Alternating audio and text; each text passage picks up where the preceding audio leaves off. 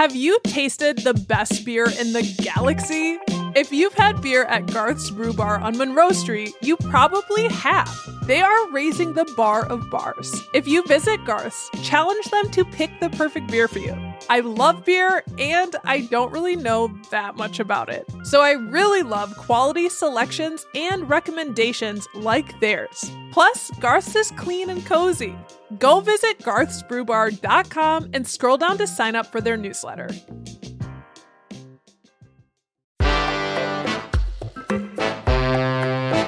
Today on CityCast Madison. You already know that it's been a hot, wet, buggy summer. All of this rain has created a fertile environment for mosquitoes. But what do we do about these bloodsuckers, and when will it end? We sat down with Lyric Bartholomew, director of the Midwest Center of Excellence for Vector-Borne Disease, to ask about how we can best protect ourselves from mosquitoes and ticks in the coming months. It's Wednesday, August 28th. I'm Bianca Martin, and here's what Madison's talking about.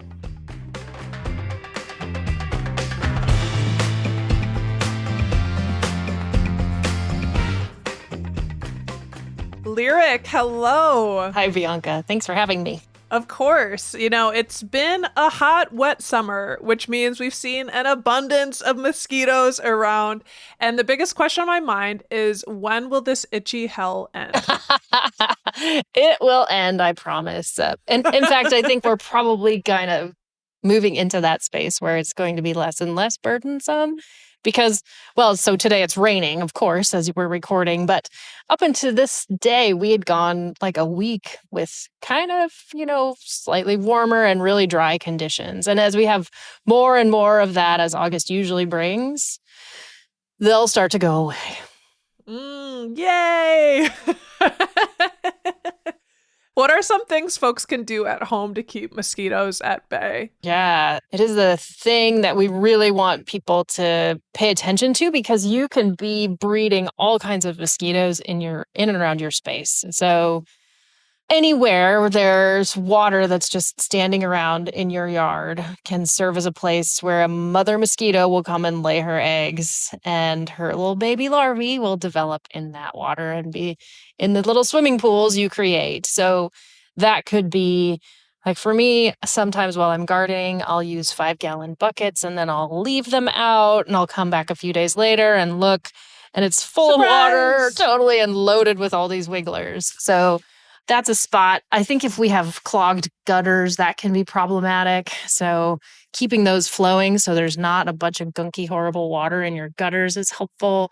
And you'd be just shocked if you walk around a yard, how many little places water can collect. If you've got like a plastic tarp outside, lots of water can be held there. If you've got toys or plastic containers of any kind, the mosquitoes find a way. So the back of the Tonka truck. Exactly. And so you got to get out there and tip those things. We have these public health campaigns that tell people to tip and toss. So get rid of that standing water. So that's one thing. Another thing is to keep your screens in good repair and maybe not leave doors and windows open if they don't have screens. If you really don't like mosquitoes, there are some reasonable things you can do to just be able to enjoy your yard and be outside even when they're around. So I like mosquito coils. It's sort of like a curly cue of incense that you can buy from off, and that puts some chemicals out into the air that will repel mosquitoes. Thermacell has some devices that you can purchase that emanate mosquito repellents. And if you're not into the chemistry, a fan actually works pretty well. So if you have a big box fan and you don't mind the sound behind you, you can just blow them away from you too. They're pretty, little weak little things in a lot of ways. I actually had someone do that at a dinner last month. It was like out on their patio, and they're like, "We got to bring the fan out. They're getting your ankles." Maybe the messaging has worked. I've been on some other podcasts. Yeah, I've never done that, but it's like that makes sense. Yeah, They can't battle those winds. Yeah, exactly. And I don't know if these are anything, but like citronella candles or candles with scents, do those really work? Not really. Not Probably really. in like the little tiny space that is the plume of the That little.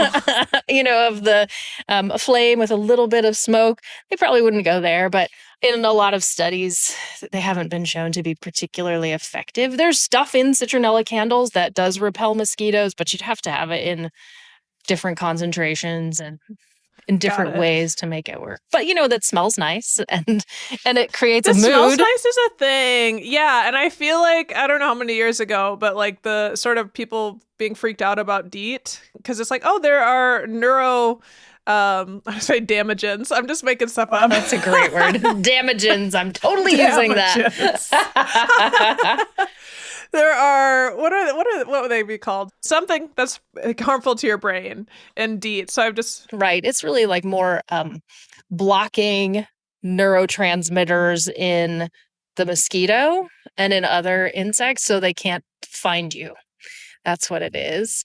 And I think a lot of the issue is that, well, of course, the internet is rife with misinformation, but also, yes. if you put on too much of anything, it's bad. So put on enough and then go inside and wipe it off. That's my recommendation because it works. It works really, really well. Okay, so I shouldn't be so freaked out. Because I went to Peru like many years ago and I was like, this DEET is scary. But it's not scary. It's just take a shower. Take a shower. And you know what? There's so many, especially if you're traveling internationally to a place where there are things like dengue or malaria. Mm-hmm. Those things are a whole lot scarier than a repellent for sure. You really want to protect yourself from mosquito-borne disease. Yeah, having some balance there. Right. Some grounding in reality here. So we know, of course, mosquitoes are attracted to more than just us, right? Us humans. How do we keep our furry friends safe? Yeah, so it's challenging that you're certainly not supposed to use the same kind of repellents on your animals that you use on us. So there are some drugs that we can give our dogs and cats that will keep some bloodsuckers away. They're at least really good at keeping fleas and ticks off. It's harder to keep mosquitoes off, frankly. The real threat to dog health associated with being bitten by mosquitoes is dog heartworm disease. And so lots of pet owners know that you can put your dog on a medication, usually a chewable thing that they take once a month, and that will not keep the mosquitoes away, but at least it keeps the infection away and so protects them from heartworm disease. Whoa, I didn't know this. So the heartworms, they're related to the mosquito or they're there and it's intensified? I am so behind the ball. Holy smokes. I haven't had a dog in a long time. Yeah, so heartworm is a disease that's caused by a worm. It's a nematode parasite. And the adult parasites live in your dog's heart, actually. And they put their babies out into your dog's bloodstream, and a mosquito takes those, grows them up a little bit more, and then transmits them to another dog. Wow. So, okay, y'all. Wild, right? So yes, if you keep your dog on the heartworm preventative medication, every time they're fed on by a mosquito that has that parasite, the parasite's killed right away. So you're doing a really important service to your dog.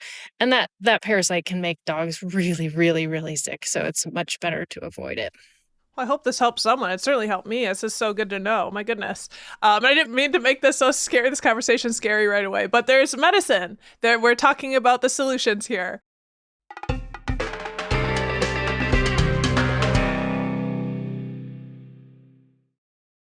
Make this new school year an opportunity for your kids to learn important life skills with Greenlight. Greenlight is a debit card and money app for families where kids learn how to save, invest, and spend wisely, while parents keep an eye on kids' money habits. Greenlight also helps families get into their fall routine with a chores feature that lets parents assign chores and pay kids allowance when they check them off. Get your first month free at greenlight.com/Spotify. Greenlight.com/Spotify. Feel your max with Brooks Running and the all-new Ghost Max 2. They're the shoes you deserve, designed to streamline your stride and help protect your body. Treat yourself to feel-good landings on an ultra-high stack of super comfy nitrogen-infused cushion that takes the edge off every step, every day. The Brooks Ghost Max 2. You know, technically, they're a form of self-care. Brooks, let's run there. Head to brooksrunning.com to learn more. Public Health Madison and Dane County recently announced they've detected West Nile virus activity in Wisconsin. So want to talk about that. Is that common for our state? So we don't have like huge numbers of cases of West Nile every year, maybe 10 or 20, something like that in a normal year. But I would say that that's a virus that if you do get it and it makes you go to the hospital, it makes you incredibly sick. So it's one that's much better to avoid. And for our elderly people in our families and in our circles of loved ones, it really can be deadly. So you really, really want to avoid West Nile in that case. What we see with West Nile is that most often we see cases of it starting like in late July and August and September. So this is really the time when we see a fair bit of West Nile transmission. And so that tracks with the report that Wisconsin Department of Health Services put out recently about actually, I think that was a blood donor that had evidence of West Nile in their body. That was a good moment to shout out there is a blood shortage, national blood shortage. So if you can give blood, consider doing that. And while we're on the topic of West Nile, y'all are in partnership with the University of Illinois, the center is, and you're using real-world data to create user-friendly models to help mosquito abatement districts. Can you talk a little bit about that effort and how it's informing some of the stuff you just shared with us? Yeah, so the state of Wisconsin doesn't have the same kind of like infrastructure for mosquito control that surrounding states do. Illinois has quite a bit of what we call mosquito abatement districts. Those districts are tax-based entity that covers like an area of townships and villages in the greater Chicago area. So maybe it covers 3 or 4 of the Chicago suburbs. That would be one of the mosquito abatement districts. And the work that they do is really invaluable. So they go out and they survey to see when mosquitoes are out and what mosquitoes are there. And they also test them to see if they're infected with West Nile virus. And a lot of those entities have been working really hard to use data-driven approaches to figure out when to best control mosquitoes. So rather than just taking a truck out on any given Wednesday because somebody has called to complain about mosquitoes, they're trying to be responsive to people's complaints and concerns, but also make sure that when they're using those resources, when they're going out and spraying, it actually is going to kill mosquitoes and impact West Nile virus.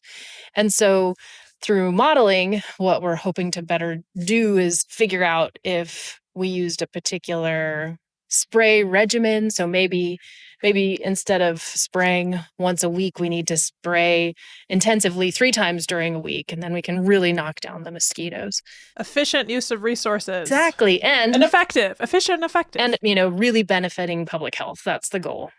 So one spray alone, we've shown probably doesn't do it. Well, so we want to get out and do it in an informed way. And so we're also trying to understand what's best sprays to use. We've revealed a whole bunch of really interesting things about how the mosquitoes are resistant to some of the insecticides we might use. And so you don't want to use those because then you're just putting insecticide out into the environment and it's not going to be helpful. So having the center that you mentioned, the Midwest Center of Excellence for Vector-Borne Disease, is anchored here at UW-Madison, and having that grant from the CDC has made possible a lot of these research projects that are helping us better control mosquitoes and protect people from West Nile virus. Wow. Well, thank you guys for that. And to the University of Illinois, all the researchers. That's incredible and thoughtful and effective work. So that's really exciting. It's crazy to think that summer is already soon coming to a close, but folks are still going to definitely find themselves out for fall. And you talked about this period with West Nile. What are some of the different bugs and insects folks should really be on the lookout as we move into the fall season? Well, so I think what happens, we were talking about how it gets drier and then the mosquito problem becomes less burdensome. One of the sort of struggles for us in public health is that timing is actually coinciding with when West Nile is being transmitted. So The bugs that have really bothered us, the bloodsuckers that have really bothered us in July, many of them are what we would call nuisance mosquitoes. So mosquitoes that aren't transmitting West Nile virus, for example, but that they come out in swarms when you're outdoors doing fun things and make it impossible and unfun to be out there. You've got to become like a Buddha. Yes. Or get inside upset. Yes. So I'm really fortunate because I get mosquito bites and they go away really quickly, and mosquitoes aren't that interested in me. But for my partner, who is a mosquito magnet, it's like so miserable he doesn't want to be on the back porch. So, and I heard that's a blood thing. Because I am more like your partner. yes. And Well, like I say, that means you're delicious. What can you say? You're delicious. Oh, lyric. Thank you. So there are probably a variety of things that are related to what makes people more delicious than others. I guess that makes me repellent, so I'm going to have to think about how I talk about this. You attract other things. Yes, that's right. So there's probably bacteria on our skin and responses that our bodies are making to like the food that we eat that impact a kind of volatiles that we emit. And those are the things that probably mosquitoes are attracted to, because you can find all kinds of examples in the literature where there will be a blood type that's implicated in making people more attractive. And then another study that debunks that. And a study that says, if you drink a lot of beer, you're more attractive. And another study that, Oh, well, that's why we're in trouble. yeah, in Wisconsin, right? Yeah. So it's probably a variety of things. But again, Bianca, we can be armed with DEET and a fan and get around it. So I was curious, you were talking about what's tricky is that the July mosquitoes are the nuisance mosquitoes. And then those go away with the next, I'm assuming the next other wave. set. Yeah, the next wave. is the West Nile vector mosquitoes, we call them. And so, people are really tuned in when there's a whole bunch of annoying mosquitoes buzzing in their ears and feeding on them. And then as that starts to decline, when you start to get fewer mosquito bites, it's less burdensome to be outdoors, right? But those fewer mosquitoes might be the ones that transmit West Nile. So we want to make sure and maintain that vigilance of personal protection, even as we go into the drier months of August and September, if they're dry. That's good to know. And, fall is huge for camping, which mean it can be a huge time for ticks, some more bloodsuckers. What are some of the things for folks to keep in mind when, setting up camp or hitting the trails? Yeah. So this fall, we'll see, as we get a little bit further into fall, we'll start to see adult black-legged ticks and all the other sort of dog ticks and other things that are out there in the environment. And you want those to not be on you for sure. So luckily, there's, interventions that we can take to prevent ticks from being on us. And on our pets, right? Like we talked about, they're really good medications to make sure your pets are protected from blood-sucking ticks. Unfortunately, we can't just take a pill to keep the ticks off us. I would love that, but we're not quite there yet. So again, DEET turns out to be a really good way to keep ticks off of you. And we recommend that if you're in a place where there's lots of underbrush and maybe you're out hiking and moving around, the kind of perfect storm for the ticks that transmit Lyme disease is a forested area with lots of underbrush where there would be mice and deer. So that's like the combination of things that need to be present to facilitate the life of that tick. And so if you're in one of those places and you're camping, keep your repellent on. We also recommend that you wear long pants if you can. If you're not too ashamed to do so, tuck your pants into your socks and make sure the ticks don't get opportunity to crawl up your leg, underneath your pants. I feel like the Gen Z are leaning towards having long socks. So I know we all went short socks for a second there, but it's back in style even. Yes, perfect for public health. Fashion. Right. So we want to prevent those ticks from getting on us, on our skin. And so if possible, we like to have people get home, take a shower, throw all those clothes in a hot dryer, and use like a washcloth or something, and just look all over your body to make sure if there were a tick on you, you get to detect it and get it off of you as soon as you can. In the fall, it's a little bit easier because the ticks that are out in the fall are the big adults. And so it's easier to detect them and get them off of you. In the spring, we really worry about the smaller little life guys. stages of the ticks that are hard to detect. Okay, well, we might have you back in the spring. Yeah, call me. And so in that moment, like if you find yourself with a tick on you or you find something on your pet, like what's the protocol? What's the first thing you should do? Yeah. So good for you. Pat yourself on the back for being a trained observer and finding this thing on you, right? And get it off. So I know there's all kinds of information that one can find that suggests, you can put toothpaste on them, or you can, God forbid, take a hot match tip and put that on the tick, or put Vaseline on. Don't do any of those things. Just get a tweezers and pull the thing off of you, ideally as close to your skin as possible. So you get as much of their mouth parts out of your skin as you can and get the thing off. Why do I have memories of a lighter? People try and don't do that. I don't get it.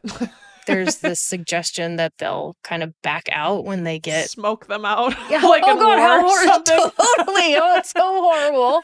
It's not the way to go. No, please don't do that. So Okay. the real issue there is not only that you could seriously hurt yourself, but also when you mess with a tick while it's attached to you, you risk that you may make it kind of vomit into your body even more. Yeesh. So you don't want to have any additional chance that it's going to put even more pathogens into your skin. So just get it out of there. Dig it out. Okay. Well, now here comes the fun part, because you researched this. You researched the literal bloodsuckers, the lovely ticks and mosquitoes we've been talking about. And as someone who spends so much time with these creatures, is the bad reputation warranted? Are they misunderstood at all? Is there any positives? I mean, I think there's lots of positives, so I love the opportunity to talk about it.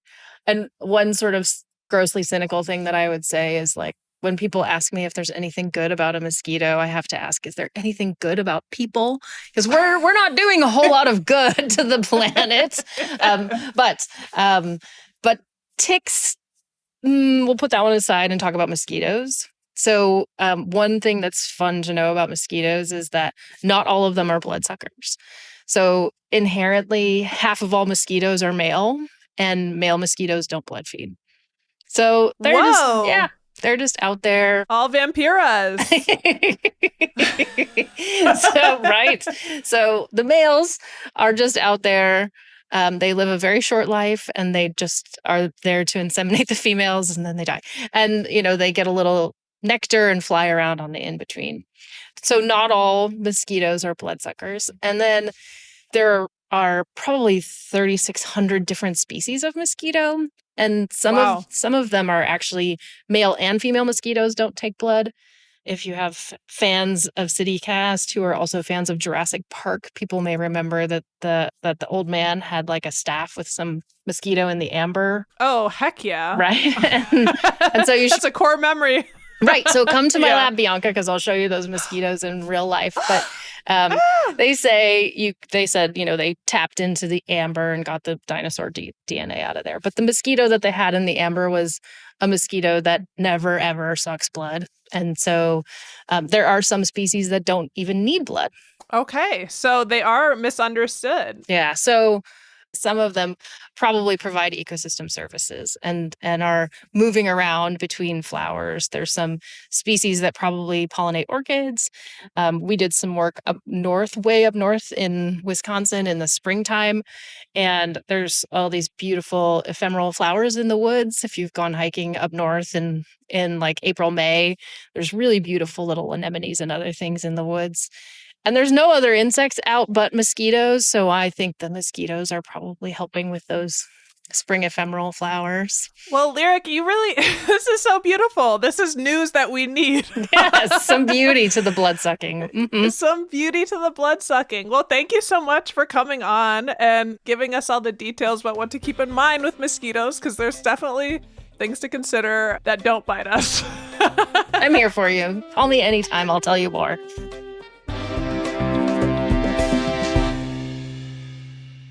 That's Lyric Bartholomew, director of the Midwest Center of Excellence for Vector-Borne Disease. She's also the author of a comic book called Mosquitoes Suck, packed full of essential facts about mosquito biology, ecology, and disease transmission to help aid in community-based control efforts.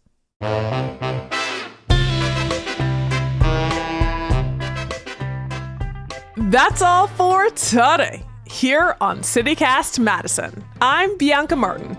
If you enjoyed the show, why not share this episode with the person in your life who's extra sweet, the one who gets all the mosquitoes love. And if that's you, how about you share it with someone close to you so they can understand your pain? All right, we'll be back tomorrow morning with more stories from around the city. Until then, good luck avoiding those bloodsuckers.